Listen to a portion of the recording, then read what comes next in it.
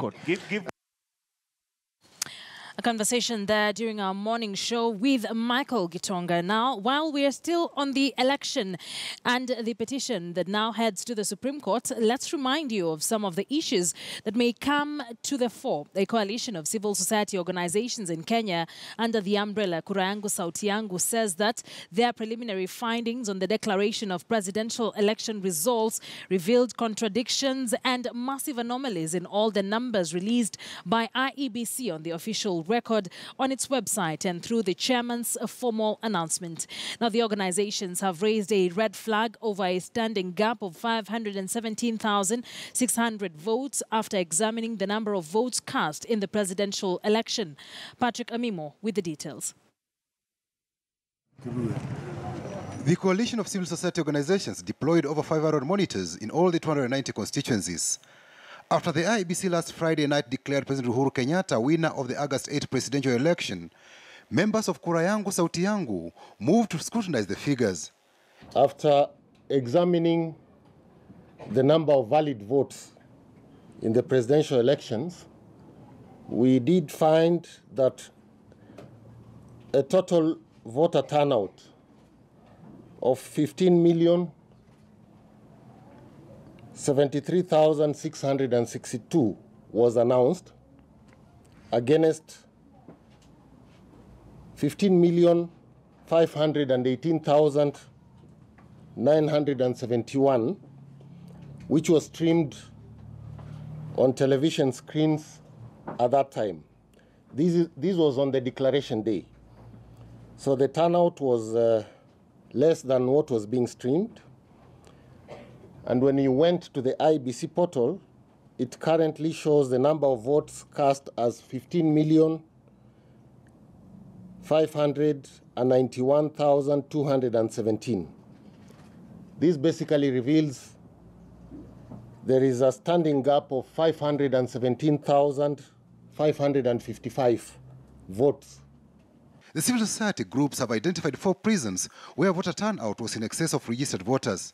According to Kura Yangu Sauti Yangu, the number of registered voters in Garissa main prison was 25. In the IEBC portal, the number of valid votes cast was 18, rejected votes were 25, total votes cast were 43. In Kitale medium prison, the number of registered voters was 7, yet the total number of votes cast shows to be 9. In Manyani prison, the number of registered voters stood at 157, yet the total votes cast stood at 287. In Moyale prison, the number of registered voters stood at 6, yet valid votes cast were 10. Kura Yangu Sauti Yangu identified a sample of discrepancies in Form 34A and constituency results Form 34B. According to Kura Yangu, at Ramadan Primary School polling station in Isiolo North constituency, Form 34A shows Uhuru got 0, while on Form 34B, Uhuru was allocated 150 votes. Curiously, in the same polling station, Michael Wainaina got 150 votes on Form 34A, but on Form 34B, Wainaina lost the entire block votes. There are glaring differences between results announced in the presidential elections at county level and the totals from constituencies in those counties.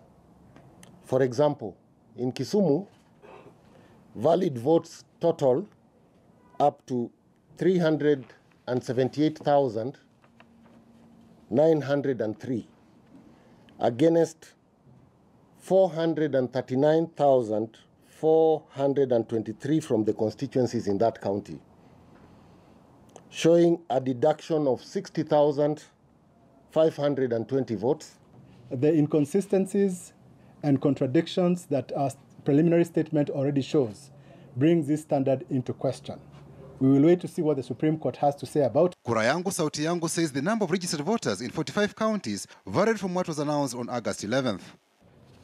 Rejected votes in 288 constituencies do not match the details on the Forms 34B, and there are no grand totals for rejected votes in 25 constituencies. In the 2013 Supreme Court decision, the court seemed to be giving the IEBC the latitude to declare whatever it wanted to declare as a register. So we hope the Supreme Court has dealt with some of these issues, the issues of burden of proof, on the petitioner being extremely heavy, despite the difficulty of obtaining evidence from the IEBC. The National Super Alliance plans to petition the IEBC results on the presidential election at the Supreme Court, but kura yangu sauti yangu was non-committal on whether it will seek to be enjoined.